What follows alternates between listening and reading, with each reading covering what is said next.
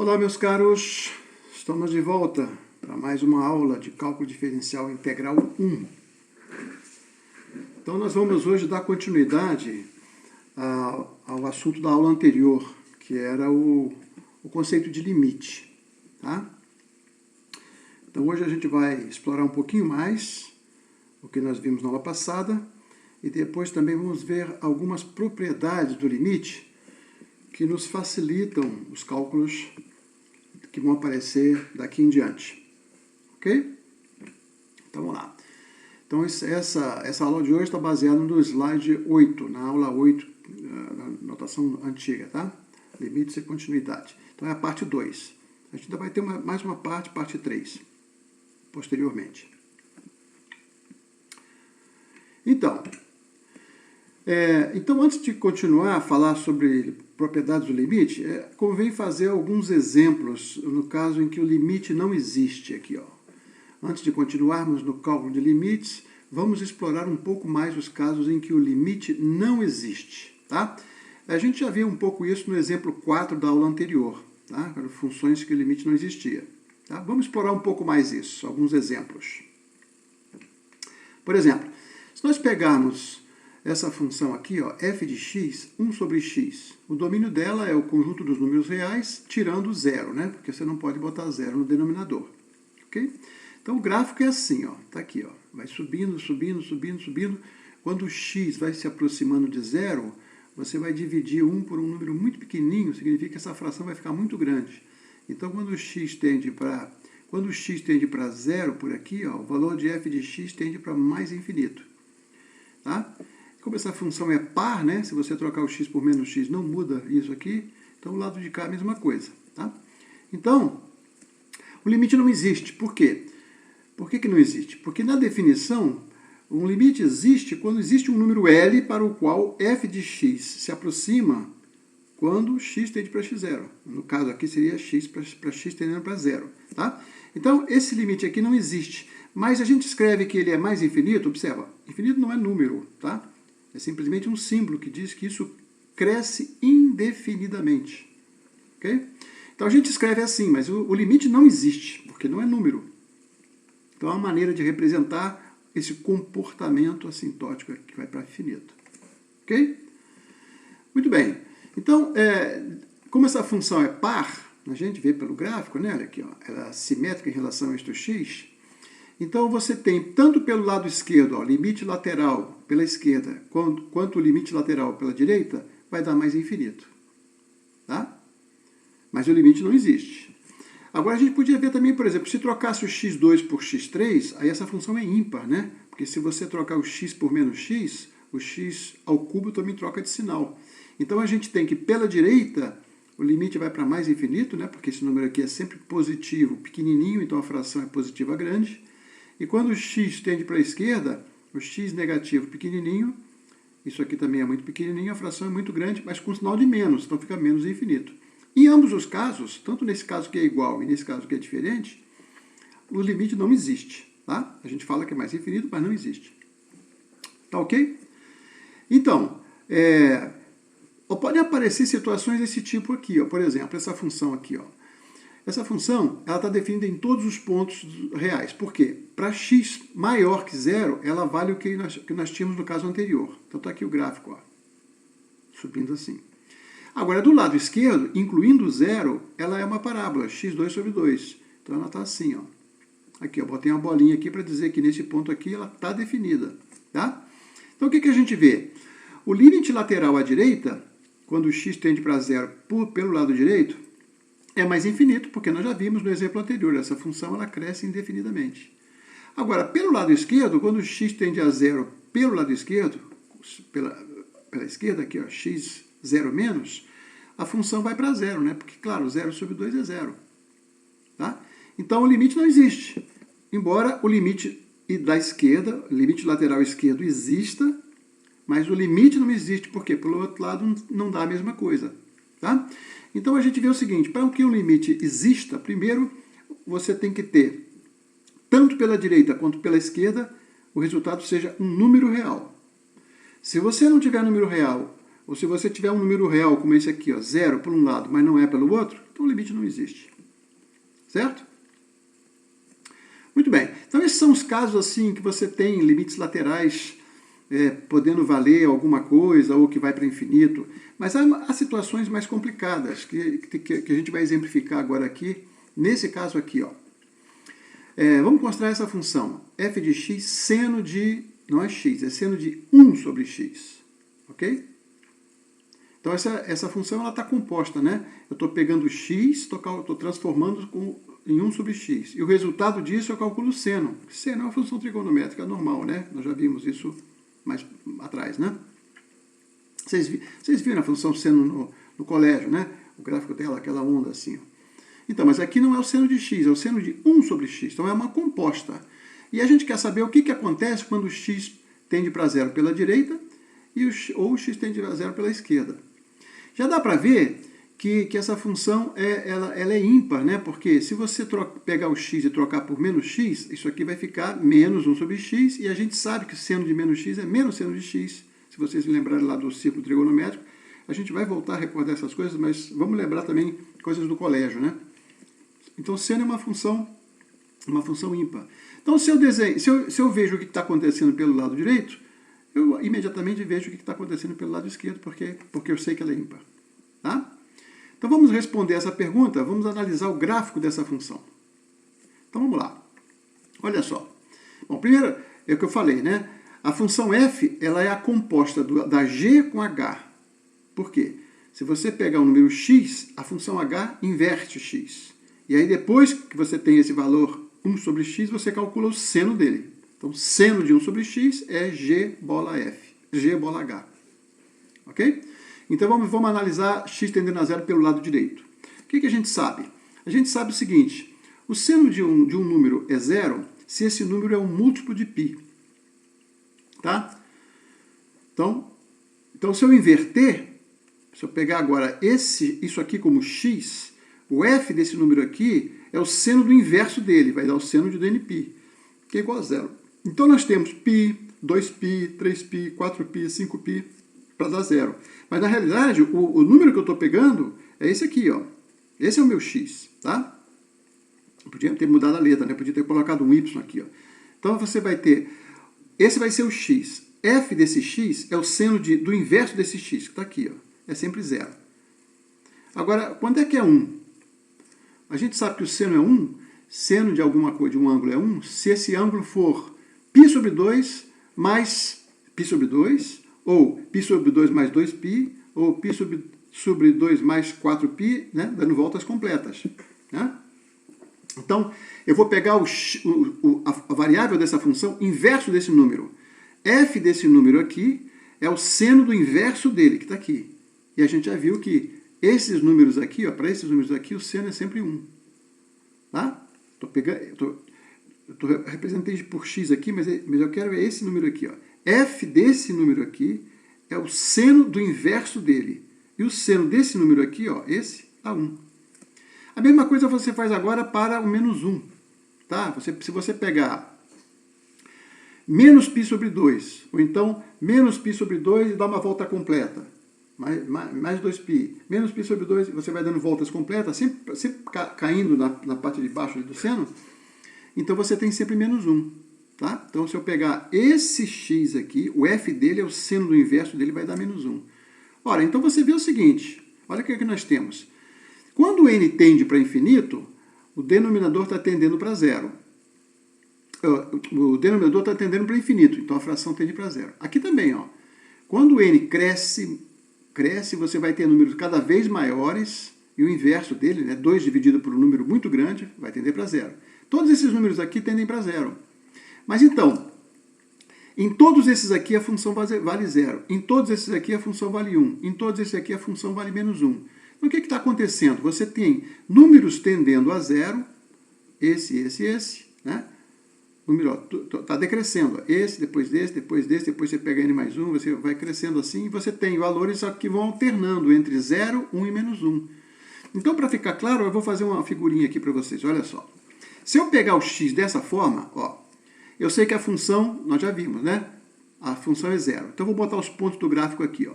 1 sobre π quando n é igual a 1. 1 sobre 2π quando n é igual a 2. Todos esses pontos aqui são pontos do gráfico, tá? Então, se eu olhar só para esses pontos aqui, vai tender para... é sempre zero, vai tender para zero. Mas se você pegar agora esses outros aqui, ó, o x igual a 2 sobre 4 menos π, quando n vai 1, 2, 3, etc, etc, a gente viu que a função vale menos 1. Tá aqui, ó, menos 1. Então, eu vou para cada um deles aqui, ó, vou botar o gráfico. Ó. Esse primeiro aqui, ó, esse primeiro ponto aqui, eu vou botar aqui, ó. Tá aqui, esse para n igual a 1, né? Você pegar n igual a 1. Então, você já caiu aqui, ó. Pum, menos 1. Aí o próximo tá aqui, ó. Mais ou menos aqui no meio, assim, ó. Pum, menos 1. E depois eles vão acumulando. Então, você tem uma quantidade de números tendendo a zero, hoje a função vale zero. Tem agora a quantidade de números aqui embaixo, que também está tendendo para zero, que a função vale menos 1. E se você agora pegar agora aqueles pontos lá que a gente viu que dava 1, você tem os pontinhos assim. Então, essa função, ela está aqui, passa por aqui, vem por aqui, passa por aqui, vem por aqui, passa por aqui, vai fazendo cada vez assim. Cada vez ela vai ficando mais maluca aqui, ó. Plum, para cima, para baixo, para cima, para baixo, para cima, para baixo, à medida que o x vai tendendo para zero. Tá? Então, se eu ligar esses pontos, eu tenho isso, ó. Até aqui, ó. 0, menos 1, 1, 0, menos 1, 0, 1, 0, menos 1. E cada vez elas vão, esse negócio vai ficando cada vez mais louco aqui, ó. Para cima e para baixo, para cima e para baixo. Então, esse limite não existe, porque não se aproxima de nada. Então, não tem um comportamento como a gente viu anteriormente, que seria um comportamento assim, assintótico, crescendo para infinito. Tá? Não tem um outro caso que não existe, em que de um lado vai dar um valor, por outro lado vai dar outro, não é isso. Ela vai oscilando feito maluca aqui, ó. Tá? Como a função é ímpar, então eu vou fazer o reflexo dessa curva do lado de lá. Por exemplo, está aqui, ó. Se aqui desce, aqui sobe. Depois aqui sobe, então aqui desce. Isso é uma função ímpar. Tá? Então o limite não existe nem pela direita nem pela esquerda, mas de uma forma bem diferente, que é uma oscilação aqui. Ó.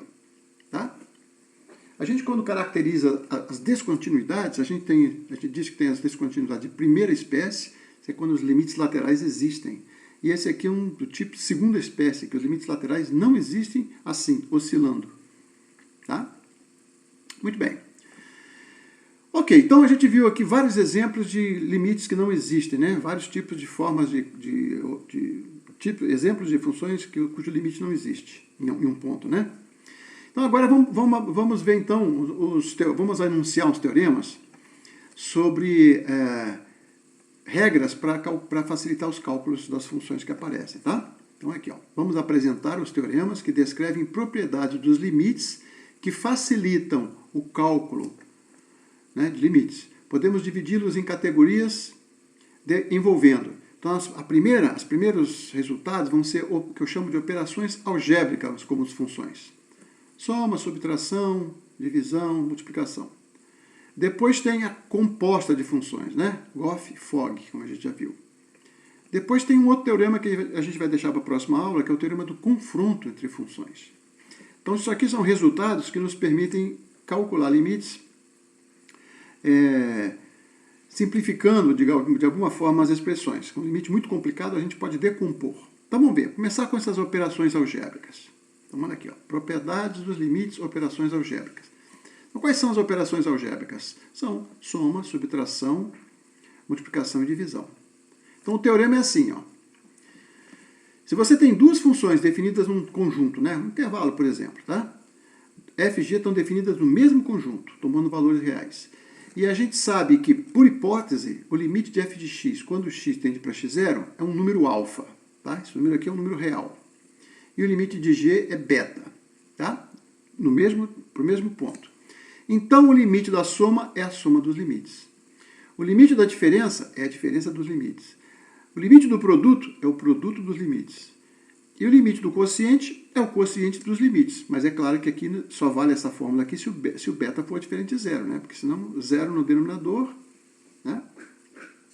Se alfa e beta forem zeros, a gente já sabe que é indeterminação, né? Zero sobre zero.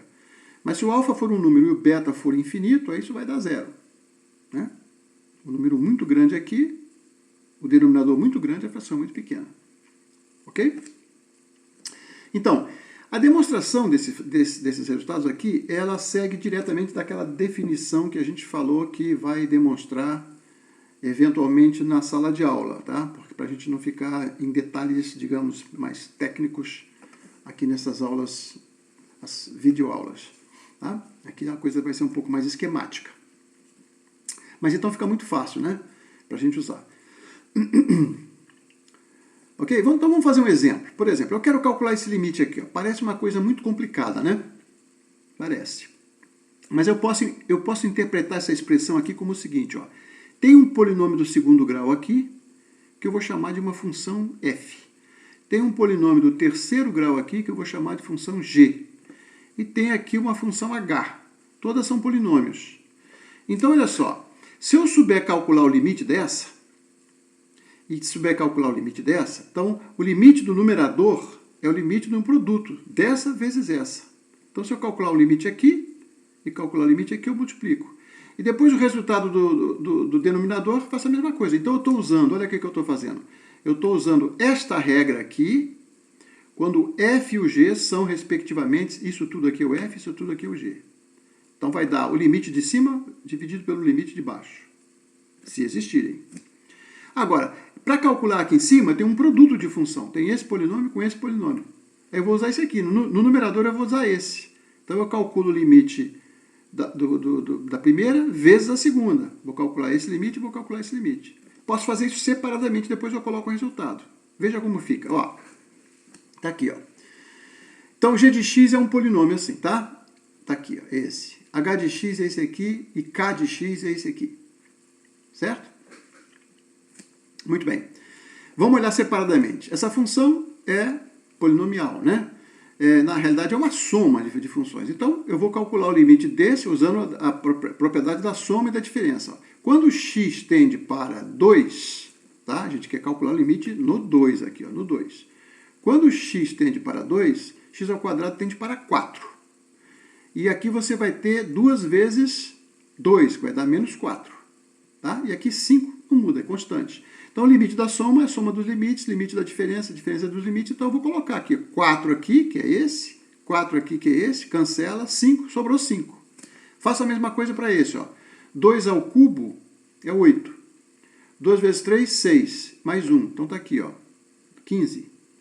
Então, o numerador, esse numerador aqui é 5 vezes 15. Está aqui, ó, 5 vezes 15. E o denominador?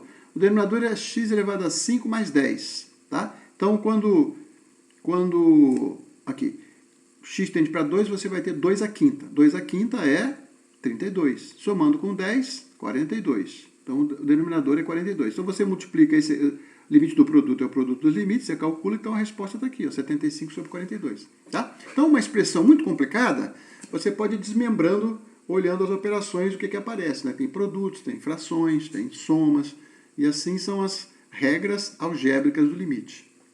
Ok? Então fica muito fácil, né? Uma expressão complicada ficou simples. Ok? Bom, esse mesmo resultado vale para quando você tem o limite lá no infinito, tá? Ou seja, agora o x tendendo para o infinito, que a gente viu lá na aula passada. Certo? Quando o x tende para o infinito, significa que o x está tendendo lá para a ponta, vai toda a vida no eixo do x. Para mais e para menos, tá? Tanto faz, para mais e para menos. Se o limite quando o x tende para infinito é alfa, é um número. Limite quando o x tende de g, para x para infinito, é beta, então o limite da soma e a soma dos limites é a mesma coisa. Tá? Tanto vale para mais como para menos. Ok? Então temos aqui os teoremas, são os resultados de operações algébricas. Tá claro? Ok, então agora vamos passar para o segundo ponto, que é a composição de funções. É uma outra operação entre funções, né? Então vamos lembrar rapidamente. Para a gente calcular a composta de duas funções, lembra, f é uma função que vai de A em R, A é um subconjunto de R, por exemplo, tá?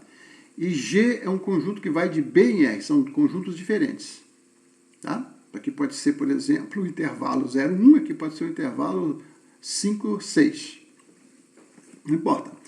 Se você souber que a imagem da f, que é uma parte disso aqui, ó, está contido no domínio, a gente já viu isso lá na aula de funções, né? Se isso ocorre, então a função gof está bem definida. Tá? Então a gente quer calcular agora o seguinte, se eu souber que o limite da f é um número, vou chamar de y0, eu podia ter chamado de alfa, vou chamar de y0. Se o limite de f, quando x tende para x0, é o y0, e o limite de g de y, quando y tende para esse valor aqui, ó, y0, é z0, o que a gente pode dizer da composta? Tá? Então, nas regras algébricas era razoável, o limite, né? O limite da soma, a soma do limite, o limite do produto, era bem razoável. A gente teria que demonstrar isso usando a definição de limite. A gente pode fazer numa aula, eventualmente uma aula extra, ou na aula presencial, se for quando voltarmos, a gente pode fazer isso, pelo menos num caso, para vocês verem como é que funciona, né? A partir da definição correta de limite. Agora aqui como é que fica? Então vamos lá. Vamos ver o que está, usando só a nossa definição, que é uma definição intuitiva, né? Que nós uma descrição, né?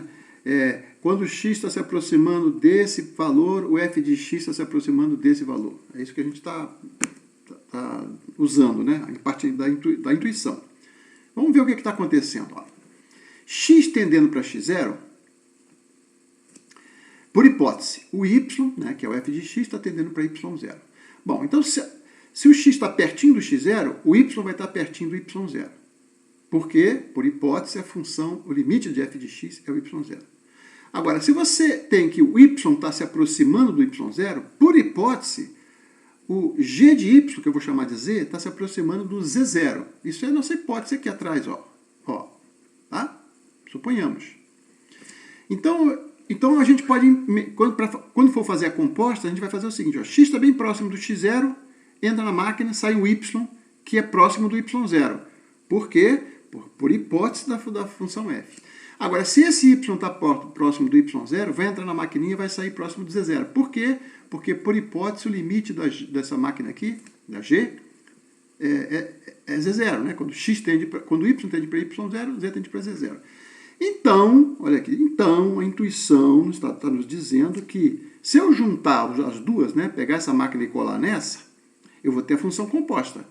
Então, esquece essa parte no meio aqui, ó, e vamos dizer o seguinte, se esse está próximo desse, cada vez mais próximo desse, esse está próximo, cada vez mais próximo desse, tá? Seria um intuitivo, né?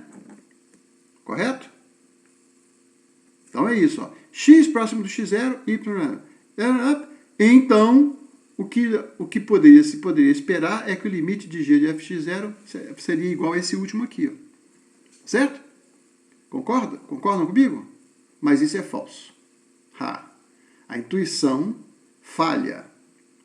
Por isso que a gente precisa, né, saber os teoremas direitinho, quais são as hipóteses corretas para garantir que os resultados possam ser usados, né? Isso são os teoremas. Então, o que a gente pode demonstrar é diferente, não é exatamente o que a gente estava esperando aqui, tá? Esse limite e esse limite não são suficientes para que o resultado seja na composta. Vamos ver. Para mostrar que isso é falso, eu vou pegar um exemplo aqui. Tá? Então, a intuição nos engana com frequência. Certo? Então, vou pegar um exemplo bem simples, olha só. A função f, como é que ela é? Ela é 1 se o x é diferente de 0. Então, por exemplo, todos os valores que estão do lado esquerdo aqui, ó, o valor da função é 1. Todos os valores da função do lado direito aqui também é sempre 1.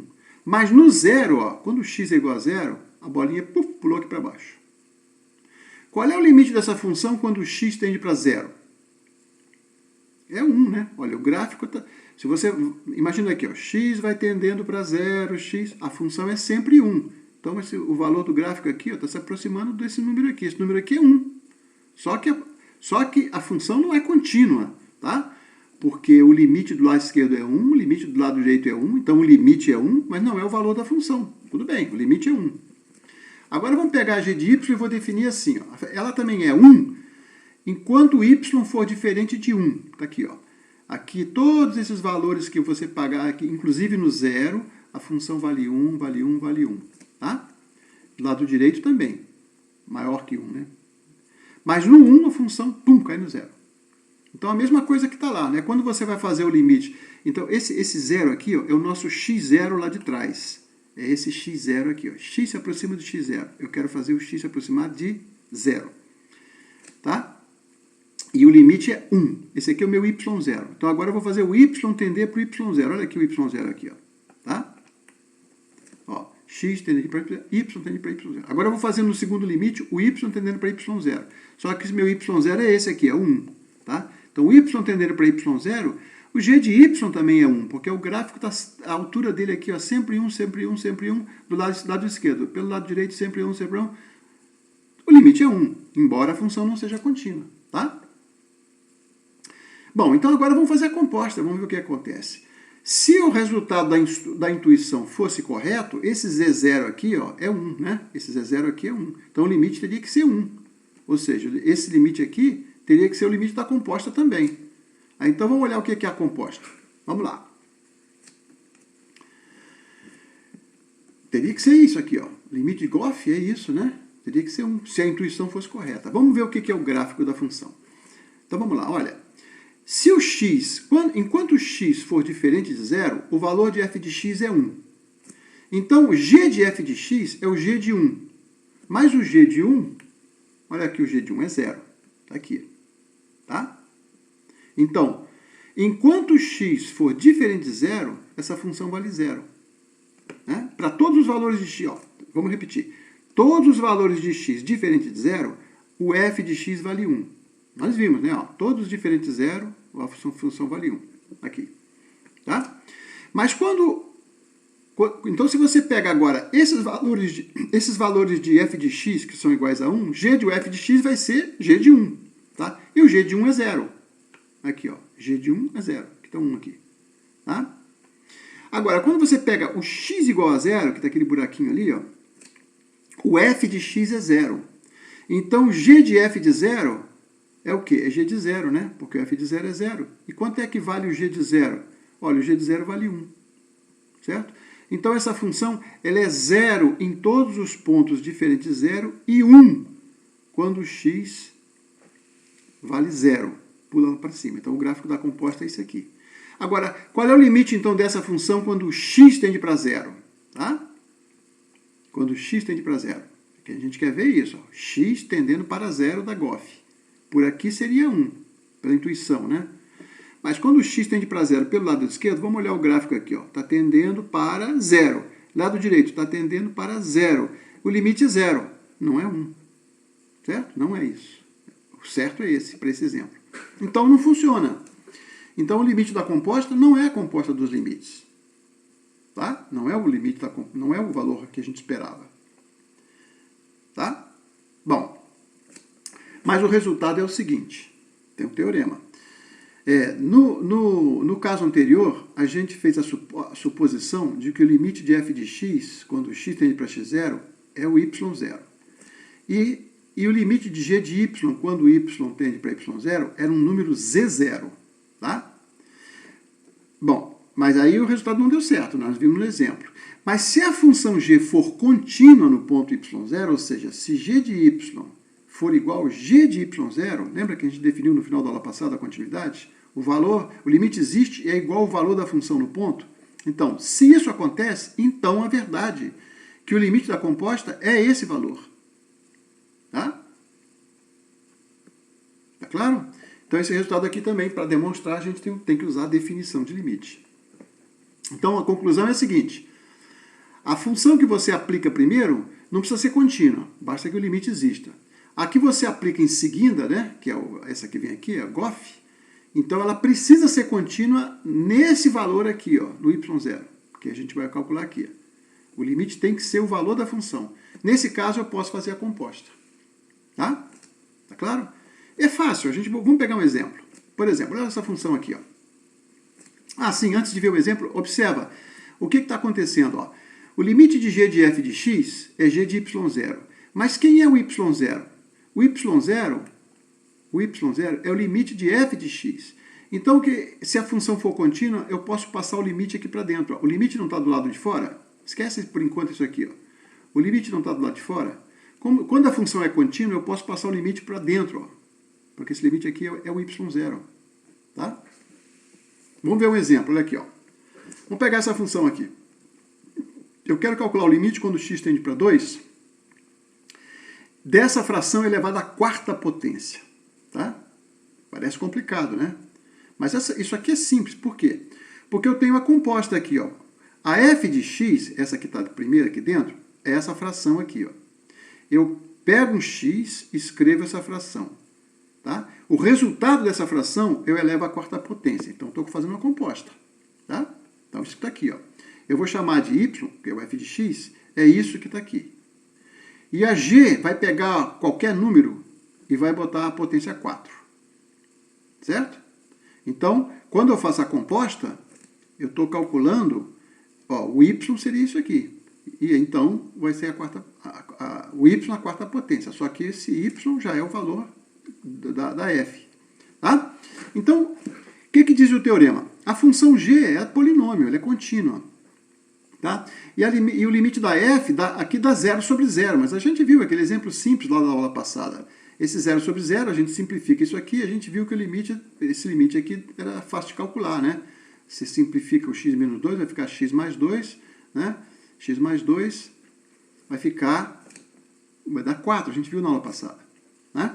Mas usando o teorema e usando essa regrinha aqui, ó, o fato da função g ser contínua, eu posso simplesmente pegar esse símbolo limite aqui, ó, jogar aqui dentro. Então vai ficar g do limite. Está aqui, ó. É o g, a função que pega... G é a função que pega o que está aqui e leva à quarta potência. Eu passo o limite aqui para dentro. Então, eu calculo esse limite, o resultado desse eu levo à quarta potência. Vamos fazer a conta, então. Então, na aula passada, a gente já fez esse exemplinho aqui, ó. A gente usou fatorou isso aqui, né? Fica x menos 2, x mais 2. O x menos 2 eu simplifico, sobra o x mais 2, está aqui, ó. E o resultado é 4. Então, esse limite que é o que a gente quer calcular... Como a função potência ela é contínua, eu posso passar o limite aqui para dentro. Esse aqui eu já calculei aqui dentro, dá 4. Então fica 4 elevado a 4, está aqui o resultado. Certo? Muito simples. Então, o limite da composta é o composto da composta dos limites, desde que você tenha que a função que você está compondo por último, né, que aqui no caso é a quarta potência, ela seja uma função contínua. E as funções, todas as funções... básicas que a gente vai tratar no cálculo são funções contínuas, tá? Eu estou usando o termo básico, mas isso não é estándar, não. Porque, por exemplo, a gente viu potência na aula passada. Potência. Depois a gente vai estudar seno, cosseno, as trigonométricas, né? Depois tem as exponenciais, logaritmos. São as funções que eu chamo de básicas. E as funções elementares são aquelas que a gente faz composição das funções básicas. Tá? Então... todas as básicas são contínuas. Tá? Essa aqui não é uma função básica. Essa aqui não é. Tá? É uma função racional, né? Estou dividindo. Não é uma função básica. x2 é básico, é uma potência. Tá? Muito bem. Então, o termo função básica, que eu menciono aqui no slide, né, aqui nessa aula, é uma terminologia que eu usarei nas aulas, mas não é uma terminologia usual, tá? Refere-se às seguintes funções que estudaremos em detalhes as propriedades e aplicações no decorrer do curso. Então, as funções potências e suas inversas, as funções trigonométricas e suas inversas. Potência é x2, x4, x5, tá? E as inversas é raiz quadrada, raiz quinta. Funções trigonométricas e suas inversas, que a gente vai estudar, tá? Exponenciais de logaritmos. E as funções hiperbólicas e suas inversas, tá? Então, essas são essencialmente as funções que eu estou chamando de básicas. E as elementares são as composições dessas funções. Tá? Todas elas são contínuas nos seus domínios. Tá? Muito bem. Então, a gente terminou essa aula de hoje, né? E ficou faltando uma parte que é o teorema do confronto, que a gente vai fazer na próxima aula. Tá certo? Então, não deixem de revisar o material que eu já mandei, tá? Reveja as aulas e os slides. Essas aulas são baseadas nos slides que eu já mandei para vocês, então vocês podem rever todo o material que já está enviado. Tá certo? Então vamos ficar por aqui hoje. Um abraço a todos, então, e até a próxima.